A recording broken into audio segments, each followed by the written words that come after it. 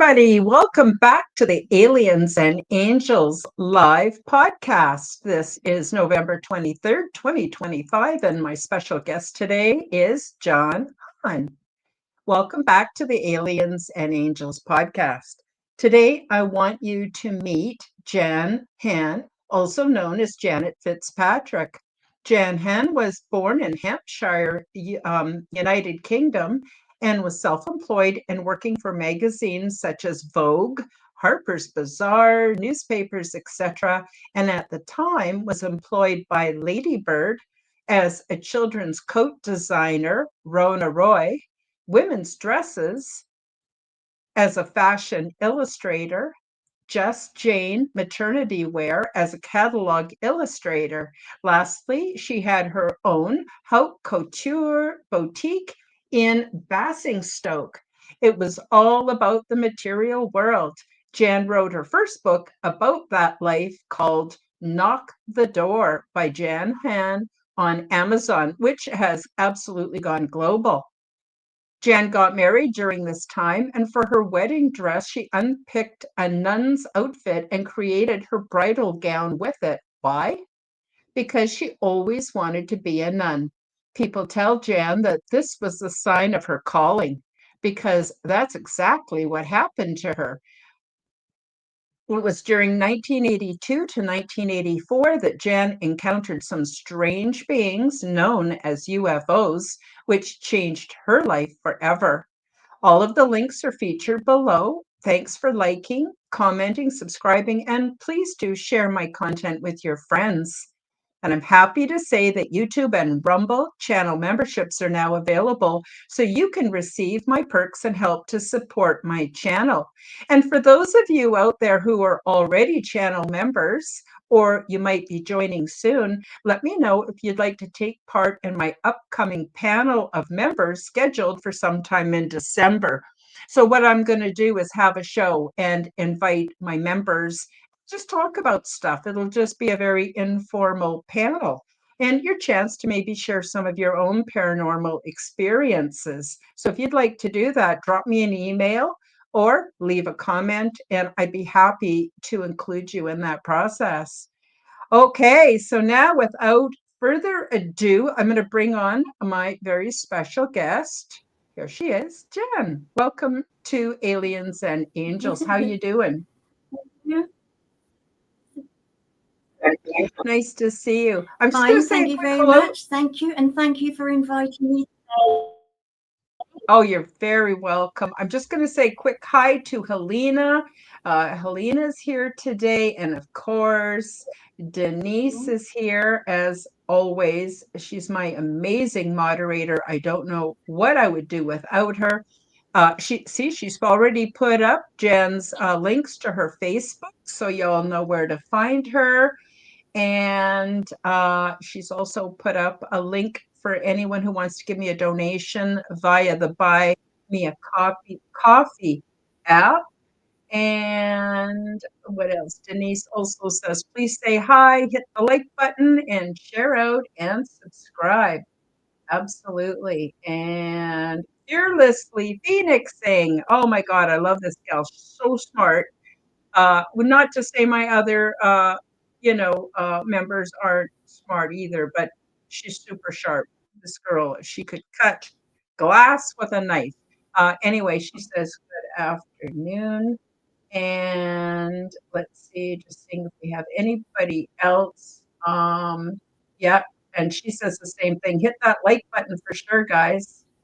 Do please come in and hit that like button. Let's see. Uh, Sorry, just checking. Oh my God, Tennessee, Kentucky, Bigfoot. Oh my God, I'm a big fan of him and his son Matt, and they've been on the show before. Lovely to see you. Thank you so much for joining us. And let's just see if we have anything else. I'll just share Fearlessly Phoenixing says, I'll be in shock if I hear exactly the same things that I swear my memories have. LOL. It's always crazy when I have future memories and then I get the experience. I agree. I have that happen to me all the time too. It's quite quite an amazing thing. Okay, so now Jen has a bit of a presentation for us. So I'm just going to turn the floor over to her, and she can read excerpts from her book and tell you about her experience. And then we'll take a little break at halftime, and then we'll continue. She's got some awesome images of angels she's going to share with you. So I'm really excited. So Jan, is there anything, do you have any questions or anything before I turn the floor over to you? No, I think that's fine. Thank you very much, Karen, for having me. Appreciate it. So I'll carry on with my experience now, if you like. So Absolutely. come from, as Karen said, I come from the UK. My county is Herefordshire, and from the very beginning, the scenery took my breath away. I felt privileged to live here. It was a patchwork of natural beauty, green hills and golden valleys, wildflowers, healing herbs, luscious fruits and berries, and it's a land of milk and honey. It was here in this mythical landscape that my brush with immortality began. At this juncture in my life, I wanted to ask God what his plan is for humanity. After all, don't we all reach a moment where we ask, why are we here? I reflected on a time when the rain poured in my heart without pause. I thought of homeless, the suffering, and the anguish. And then I heard of a nuclear war. On this particular evening, Ian had the television on. A speaker was solemnly instructing viewers, take out the doors, prop them against walls. This will help prevent them from falling on top of you. This was advice that was given to us to prepare for a nuclear war. I asked Ian if it was some kind of a joke. He said, no, quietly. That night, I didn't sleep. In fact, it was for 3 nights that I stayed awake, gripped by fear, for my daughters, for all of us. Then I saw an article about underground shelters that were fully equipped with survival kits for 3 months, nearly £10,000, but no need to surface for weeks. That was it. My answer is that we need to survive. I couldn't wait to tell Ian, and he agreed. He said we have just enough money to build a shelter beneath the back garden. That night, I slept well, for the first half anyway, and then a troubling thought woke me. What will happen when we surface? How many others will still be alive? Will the world still be habitable, polluted? And once again, I was in despair. But angry, I had brought my daughters into this world under God's key to give them a safe, loving start to life. As a mother, I would do anything to keep them from harm. But I understand, why wasn't God doing anything to prevent humanity from self-destruction? I wrestled with God for days and nights, asking, how can a loving God, caring God allow this? Why, God, do you permit such things? Where are you in all of this? Little did I realize that this wrestling match was to be the beginning of an immense affair with God. It lasted 3 years, although my family will say it has never truly ended. A few days later, it was Tuesday, 2nd of March of 1982, and precisely 10:45 p.m. I was driving along a narrow country road in Herefordshire with my 2 young daughters in the back seat, supposedly asleep. As I drove down this lane, my eldest daughter began talking to me. "What comes after 20, Mummy?" I was puzzled. "Do you mean 20, sweetheart, or 19? She shook her head. "It looks like this," she said, and she started tracing an invisible shape in the air. I turned slightly to see her gesture more clearly, and it was precisely at that curve that something utterly bizarre caught my eye.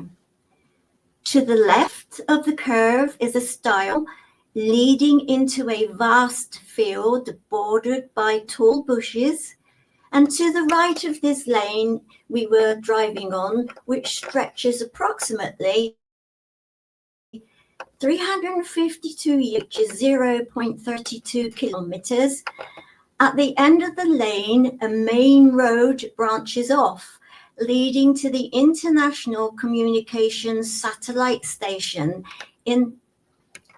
Now, as I turned onto the lane, I spotted some weird lights hovering above the ground.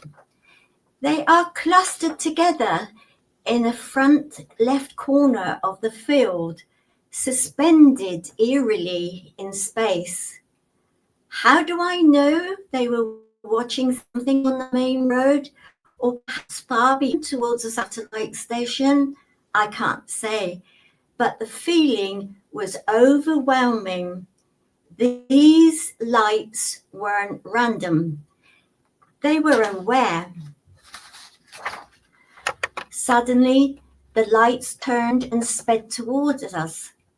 It took them 3 to 5 seconds to cross the diagonal stretch of the field, roughly 440 yards.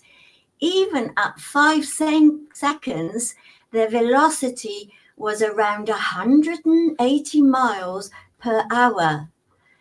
These intelligent lights came across as a cluster, yet they were separate entities.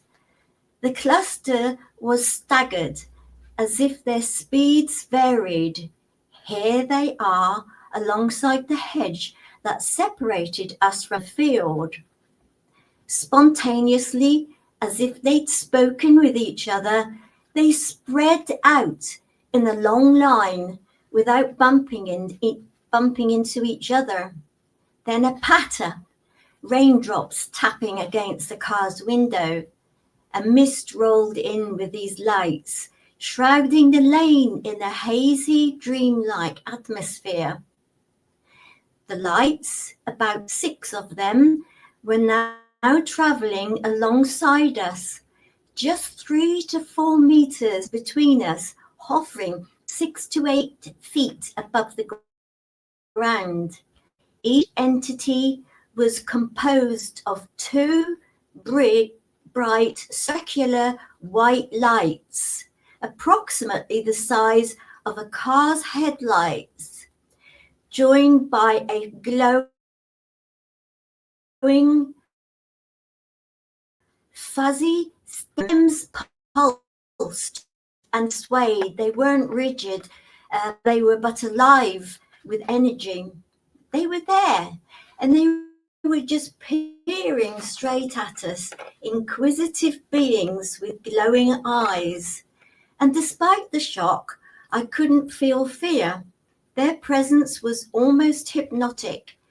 I sensed no menace, only gentle, intelligent curiosity. We rolled down the lane in a parallel line, with my head turned towards them. When we reached the end, I turned left onto the main road. Moments later, a flash burst into the field. Then another explosions of lights illuminated the entire field. with my daughters asleep in the back seat. After settling the girls in bed, I drew a picture of them and rang the local police. "Look, love," the officer said, "we got enough trouble with the natural, let alone the supernatural. Try Airbase. They might be able to help you." The next day, Ian and I visited the airbase. However, we were informed that it had been out of service for a considerable time.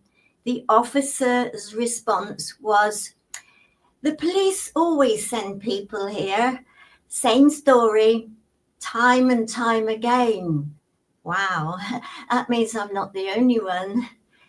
On our way home, we returned to the field, hoping to find evidence of what had happened. However, there were no scorch marks, nothing strange, except in the center of the field there was a small pool of water where the flashes had burst. Nevertheless, what had unsettled me the most was it wasn't just a spectacle, it was how personal it felt. These weren't passive lights, they were interacting. They had stunned me, and I felt numb for the next few days. Some folk suggested tractors, ball lightning, and even swamp gas. None of it fit. Tractors don't hover. Ball lightning doesn't stop at hedgerows, disperse into lines, or flash. No, these curious lights were something else. Controlled, intelligent, and intentional. They engaged with me, and then they left, and I was changed. How many people have seen UFOs? Could they put a yes or a no in the comment? And how many people believed in UFOs? Please put a yes or a no in the comments. Personally, aside from the initial fright or shock, I had never read any accounts in which UFOs harm humans, except maybe a burn or something, but they don't kill humans. They don't stab at them. They don't whoosh off, but before they whoosh off, they don't knock a nuclear war down, bomb. Instead, they seem curious and perhaps even inclined to advise or help. But that's only my interpretation. Many years ago, strange lights were produced by the Earth with flame-like forms that frequently appeared on marshy ground, known variously as Will-o'-the-Wisp, Jack-o'-lantern, Kitty Candlestick, Ignis Fatuus, Corpse Candles, and by many other appellations.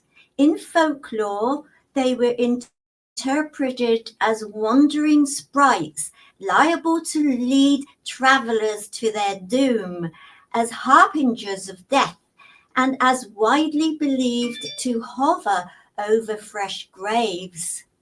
A classic account of Will-o'-the-Wisp was given by a Berlin engineer in 1833. The first time I saw the Ignis Fatuus was in a valley that was marshy at its lower part. Bubbles of air were seen rising, and at night blue flames were observed shooting from and playing over its surface.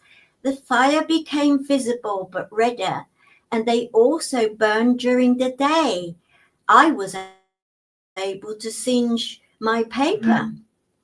This report squares with the general but unproven assumption that this class of light form is burning marsh gas, predominantly methane, issuing from swampy ground, yet it contradicts most other will-o'-the-wisp accounts.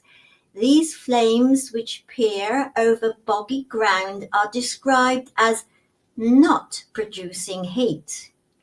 Alan A. Mills, a lecturer in planetary science, commented that explanations of the will-o'-the-wisp have been as numerous as they are unsatisfactory. Throughout human history and scattered throughout innumerable texts and lore from across there are traditions concerning the incorporeal powers and intelligences, living beings that are bodiless and typically invisible, possessing great power, intelligence, and tremendous focused intention for good or evil, which we commonly refer to as angels and demons. Indeed, the Christian saint Dionysius the Areopagite wrote a treatise on angelology titled The Celestial Hierarchies, a 3x3 matrix of 9 types of angels, as follows: in the first rank, seraphims, cherubims, and thrones. In the second rank, dominions, powers, and authorities. And in the third rank, principalities, archangels, angels. John of Damascus, around 675 to 749 years AD, also wrote an exposition on the celestial hierarchy concerning angels. An angel is an intelligent essence in perpetual motion with free will, and incorporeal, ministering to God, and he alone knows the form and limitation of its nature, for in reality only the deity is incorporeal and immaterial. And that's by Joseph Farrell, 2023.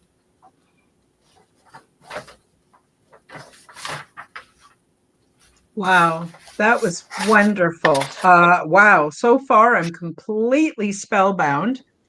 We're going to take a very short break now, and when we come back, Jan is going to share with us some images of angels, and this is a real treat for me. I've also had angelic contact, but very few people have. A lot of people have seen UFOs, less, but still quite a few people have met ET one way or another.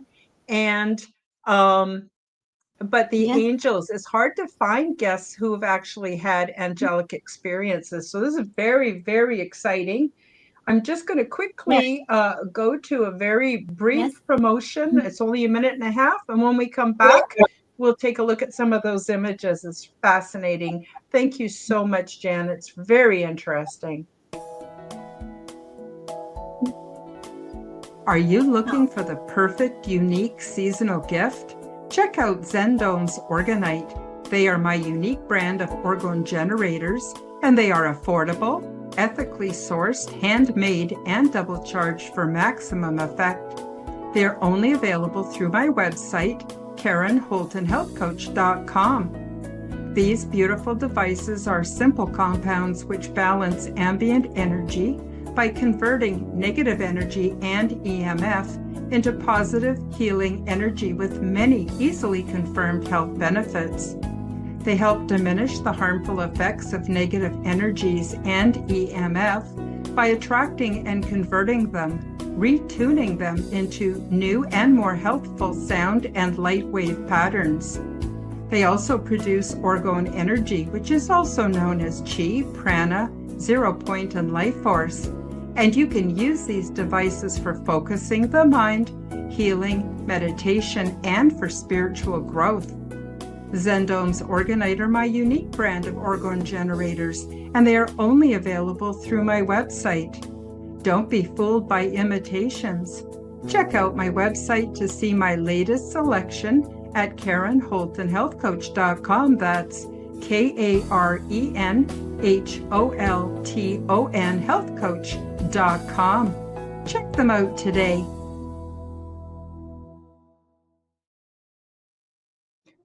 And we're back. Yes. So I just wanted to play that little promotion. So by the way, for those of you who are listening on an audio podcast where you don't have visual, what was on the screen too was that you could save 40% off of any of my crystals or orgone generators from my website.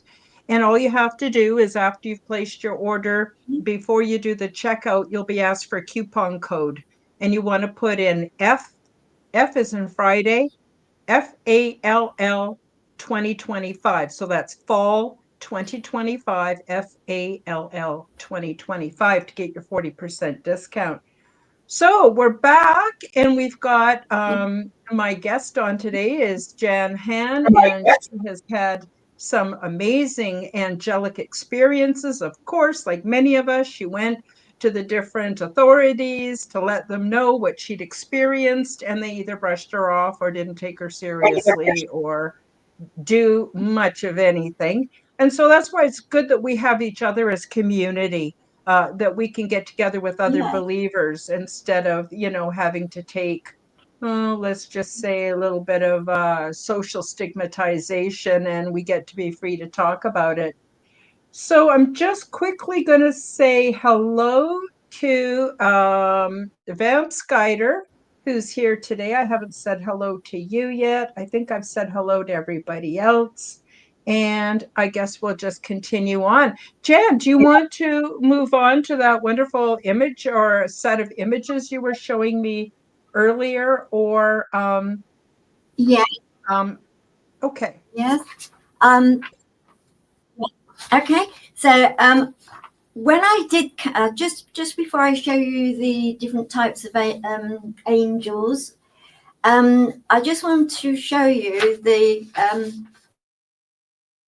what I did after I got back home. I rang the police, and before I rang the police, I did some sketches of what had been going on, and those are the UFOs in a cluster, and these are the when they came up to me. Right alongside us, 3 to 4 meters. That's what they looked like. In my thought, it was just like they were giraffes, really, without any flesh on. It was just as if I was looking at just the inside of them or the energy of them, really. That's how I saw it. Just the top half of a giraffe or half a dozen giraffes. So that's that picture. And then going back to these seraphim, cherubims, thrones, powers, archangels, principalities, dominions. This is the picture of those. Do you think mine fit anywhere in there? Well, I don't know if this is true, but I've been told that angels can become corporeal, meaning have some kind of physical body or not. So Yeah. your image with the giraffe heads, wow, they're compelling, but they don't exactly look like maybe one on the bottom looks more like it. I This don't know. one? Yeah. Yeah. So these are just drawings of people that may not have seen any of them. So it's really just what they imagine, isn't it? Really. But my picture is the real thing. What they really do look like. So after my intense pleas for help with God, I had seen those lights, extraordinary beings. I had asked God what he would do about all these dreadful things. And then I felt guilt and shame because I had questioned God. Here I was after, as though there was something more profound. My energy was completely drained and my confidence had slipped away. Yet a strange longing bloomed within me, and all I could think about was religion. I asked God, where do I go from here? Which religion is the route? And there I stood once again, alone with this pain in my heart. Something surely had gone wrong. I whispered in my mind, God, where are you in all of this? Which religion is the right one? If I'm meant to follow a path, please show me.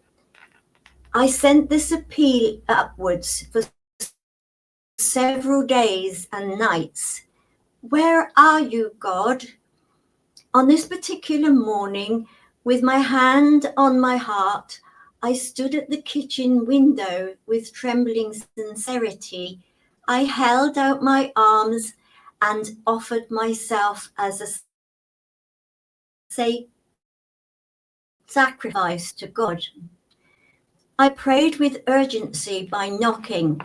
You say we can knock and the door will be opened, I said aloud. Well, dearest God, I'm knocking and I can't knock any louder. To whom do I go to? To which church should I attend? Suddenly, a reply came instantaneously. A distinct male voice answered, ask none of these, but follow me. Startled, I asked, who is there? Again, I heard the same reply. I am the Lord Jesus. Trust in me, and I will show you the way. I was terrified. Jesus had always been my best friend as a childhood, a relationship. I'd hoped it would last forever, but never before had he spoken to me. No inner voice had ever addressed me directly like this before. I was petrified, cautious, and afraid of being misled. My first instinct was to hold myself into a constant prayer, like breathing, and that seemed to ignite a turning point. I poured everything I had into my prayer, looking up at the sky from the kitchen window with my arms open wide. I spoke aloud, dearest God, take me, take all of me, use me as you will. And all I ask of you in return, dearest God, is to give me back just that little piece that knows that you are there.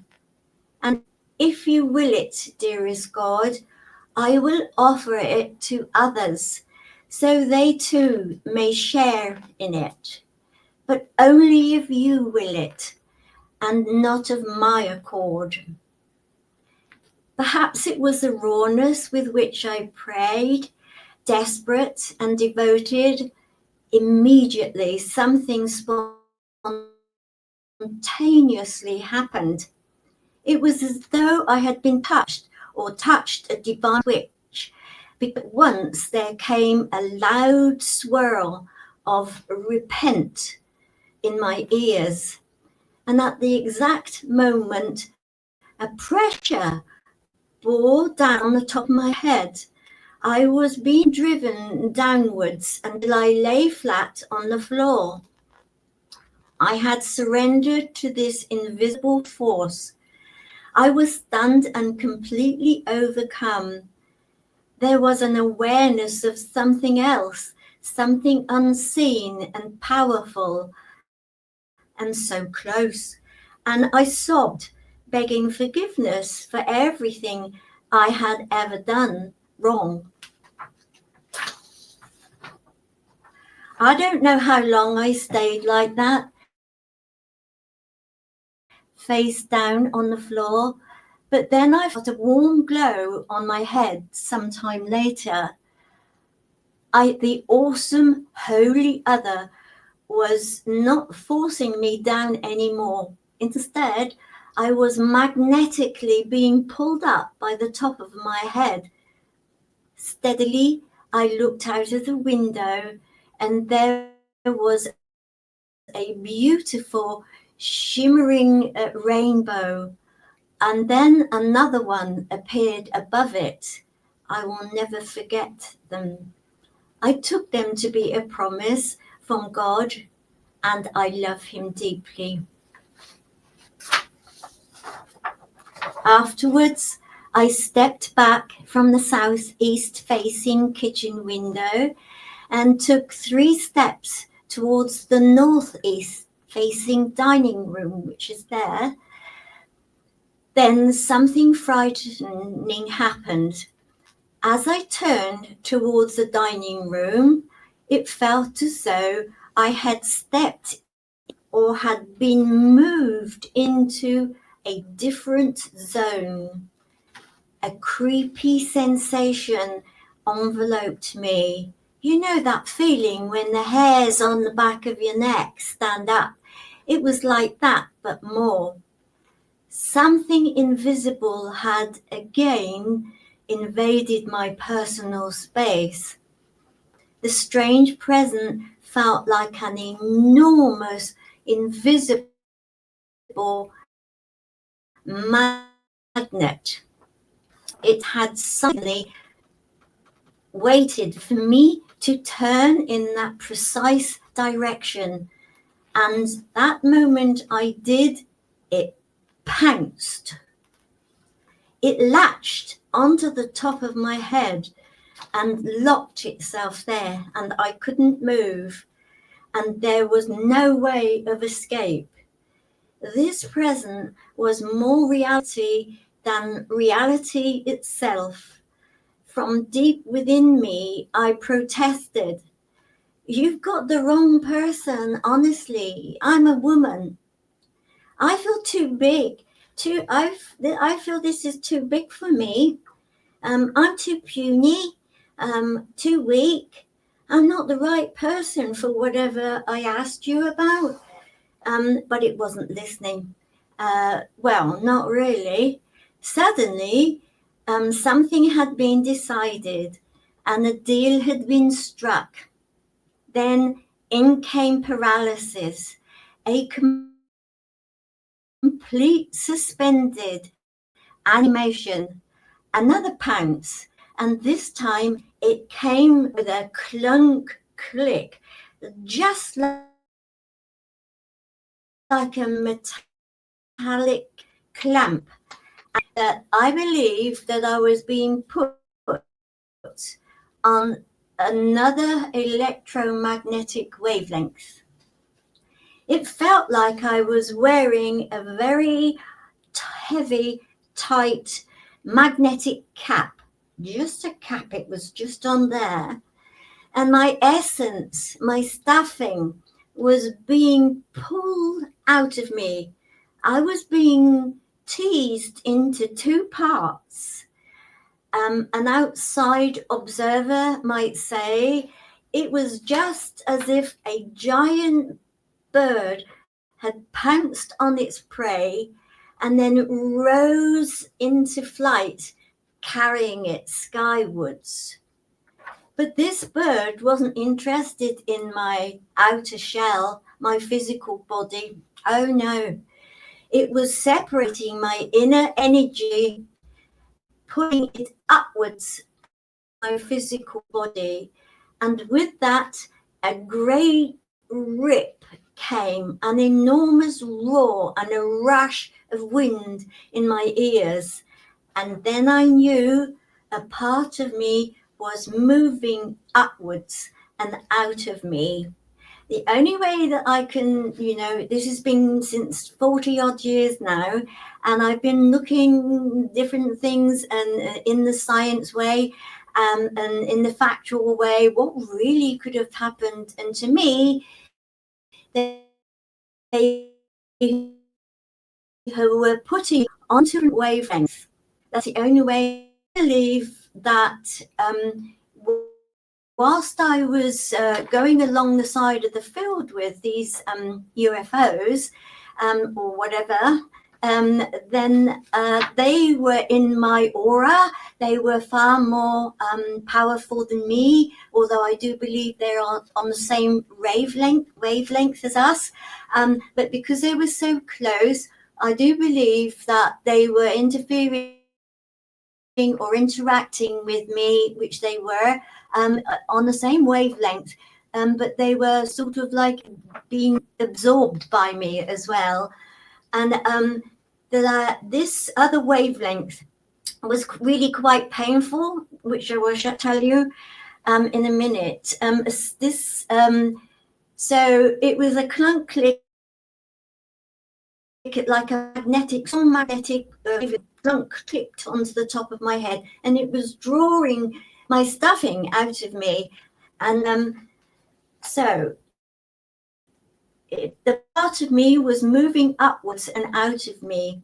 A significant part of me was flying with this invisible bird. It was one of the most frightening experiences of my life, because I could open onto the top of my head, and it was far greater than I was. I prefer to call it the Holy Other. After this was just the beginning of a chain of events that was about to unfold. This poor part I call the duo embodiment. The duo embodiment is where you are sort of in two parts. You've got one part, the physical part. The other part is your energy or your spiritual part, your electromagnetic field part, is the other part of you. But hey, you need to know that we were definitely linked together. So this is a duo embodiment lasting approximately 2.5 years, culminating in the Great Pyramid of Giza, and initiated into the most ancient initiation ceremony. Why are we here? Where have we come from? And where will we go after here? And I found our Creator, God. The Great Pyramid is our birthright and inheritance, and it's active today. According to research today, over 99% of the universe is composed of plasma. In contrast, our familiar physical matter, atomic or subatomic, is not the basis of life in its most fundamental form. And this under-recognized fact invites new speculation about the cosmic origins and the role of intelligence. Up to date, they have discovered two massive clouds, their size together being 9 times the size of planet Earth. They sit between the Earth and the Moon. They are both made of plasma. Is this where our aliens or angels are coming from? And that was by Robert Temple, this last part, his words. But I want to say to you that after these events there, I had a lot of events as I've been taking to the Great Pyramid of Giza. Lots of events, and they seem to be making me or preparing me to what was going to happen in the Great Pyramid of Giza. For example, it was what I call quantum stuff. It was, have you heard of Schrodinger's cat? If you hear of Schrodinger's cat, you open the box and you fix it. You fix everything. And this is what was happening between the two bodies of mine at the time. For example, I'll tell you in a minute that with the Schrodinger cat, once you open the box, you fix its state. And that's how it will be. And this is what was happening between the two bodies. But first of all, along the way to get to the Great Pyramid, which, as I say, took some time, and it was really quite painful at the beginning, because it was like I was going against a bit like a salmon going upstream, trying to go upstream, streams coming down, and it's trying to get back to the top. And it's a little bit like that. It was as if I was going against an electromagnetic field, or crossing over from one to another. And then that was really quite painful to start with, until it calmed down, as if I was sort of, everything was settled. And then after that, it was things like we went to the sea, and then afterwards we went in the Welsh mountains above. And I started to think about the sorts of things that were actually preparing me to understand the hieroglyphs, strange things, to know how they work. So, and yes, it worked as well. They aren't language, but they are plasma shapeshifters, and they shapeshift, and that's how you understand them. But the thing that gets me the most is when we actually got to the this big mountain. I didn't know what it was. It was a huge, massive, colossal, made of stone. By the way, physically, I've never been to the Great Pyramid, and I didn't quite understand all this stuff. And at that time, but I will say, when we got there, my friends, that they said, don't look outside, but go inside. And when we went inside, at that point, my physical body, I went upstairs, and then I came downstairs, and I was told to look in my bookcase, and on the top of the shelf there, which I didn't know at the time, it was Ian's Bible. And so I took it out, which is what I was told to do, and I dropped it. And it dropped on the sofa, and it was open at a place which was in the Old Testament, which is to do with Exodus. And this Exodus bit is where you sacrifice a lamb, and then you daub all the paint over the doorway, and then you put on your shoes and your coat, because you're going on a journey, and then you go underneath the lintel. And I'm reading this because I was told to read it, and actually, what I was doing a bit of Schrodinger's cat thing. And at that point, when I read that it was going through and under the lintel, my spiritual body, my other body, then moved to the right, because there was a fork at that time, which there is in the Great Pyramid, a fork. You can go left or you can go right. And I was being determined to go right, to go up through the archway, and to go up the stairs, the ascending passageway. That's how it worked. It was the two were together, but the physical body, was acting like opening the box for the quantum part, the energy body, to do these things next. Awesome. And I will tell you that the Great Pyramid is, we need to know the Great Pyramid. It is our birthright. All of us have a right to understand where we are. I do watch long lost family, and they do say on there, you know, everybody has a right to their birthright and their inheritance. So I'm going to say that all of us have a right to our birthright and our inheritance, and it's there in the Great Pyramid, and it's active and live today. Because I can tell you that because of what happened to me, it's active. And it's not just for the pharaohs to understand this, it is for everybody on the planet. We are all entitled to know where we come from and where we're going to do and what happens next. And well, thank you for listening. Oh, that was wonderful. It was a lot of information, some of it shocking, some of it I have not heard before. But I have had a lot of what I call transdimensional experiences in my own life, including angelic and ET contact.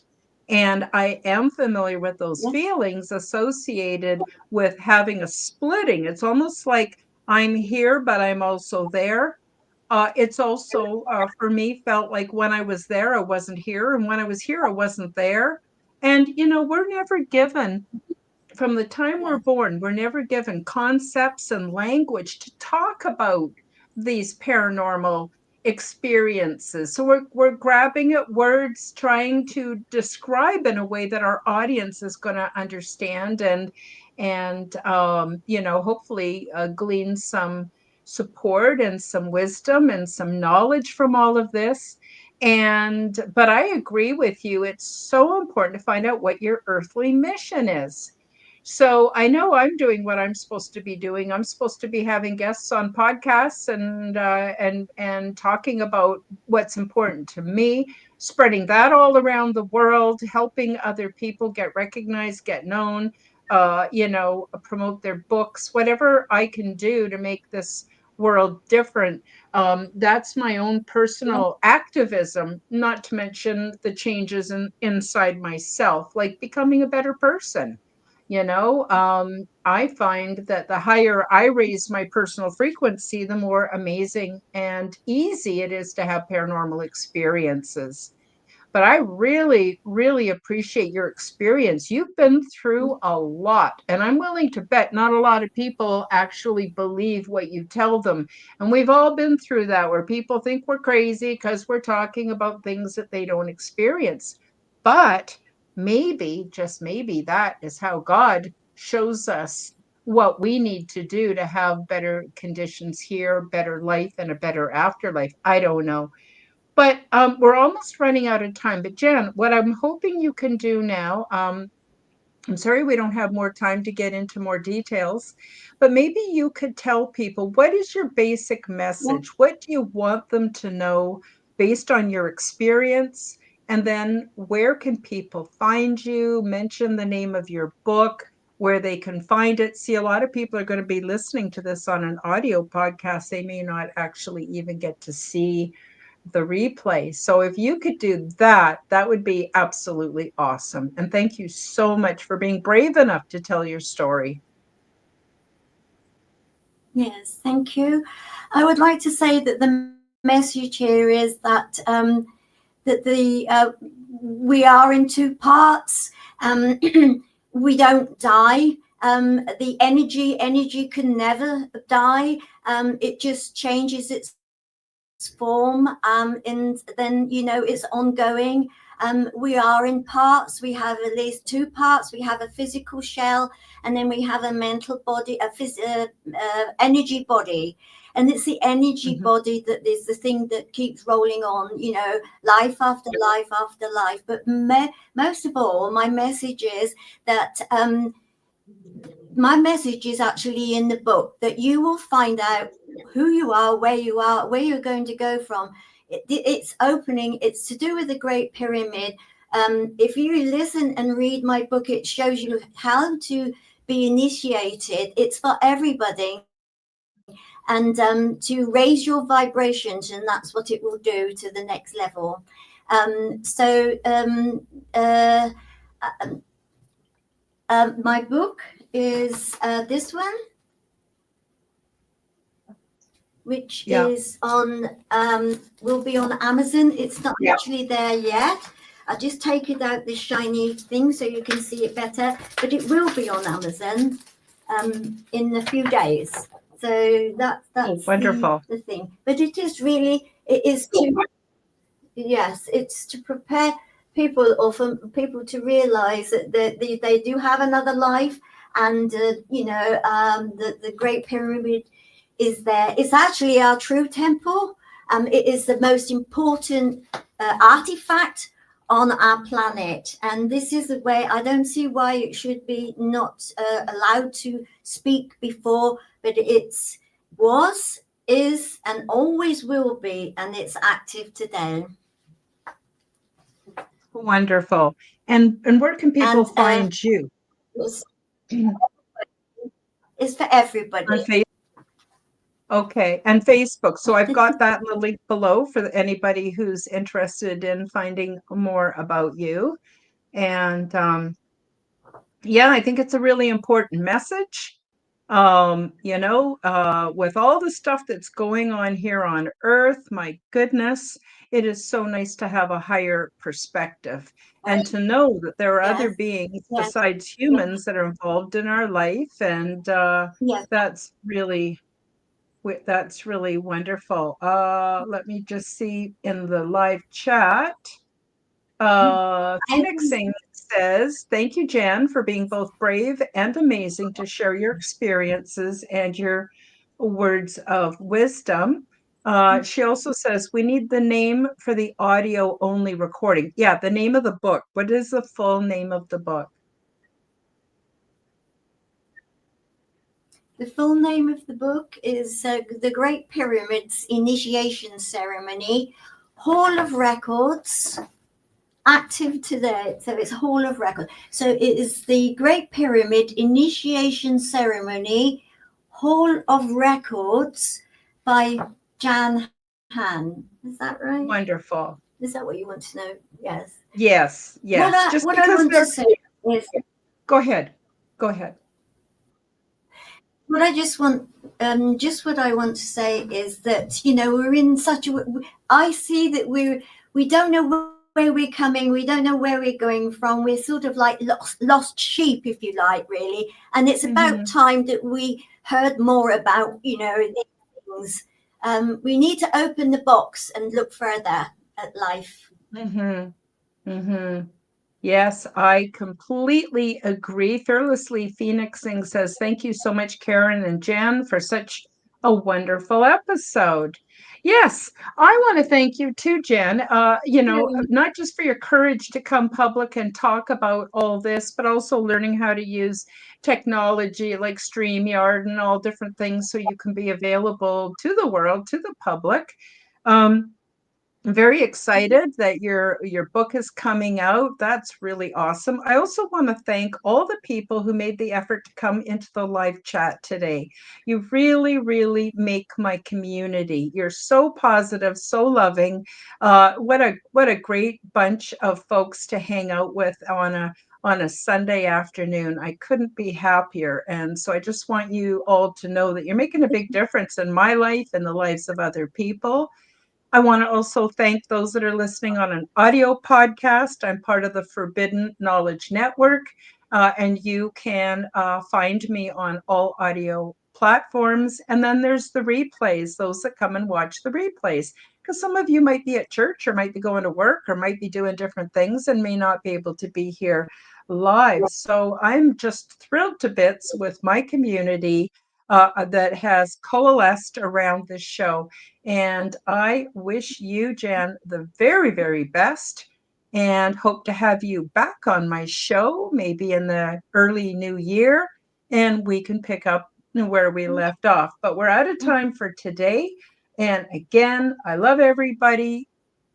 Big hugs and loves out to all of you. Hope you have the most amazing week. And we'll see you on Wednesday for the Quantum Guide Show. Bye-bye, everybody. Thank you for joining me for the Aliens and Angels podcast. Read about my true life ET contact in my book called Transdimensional Meet the New Neighbors. which is now available on Amazon worldwide. Subscribe to my YouTube, Rumble, and X channels at Karen Holton TV.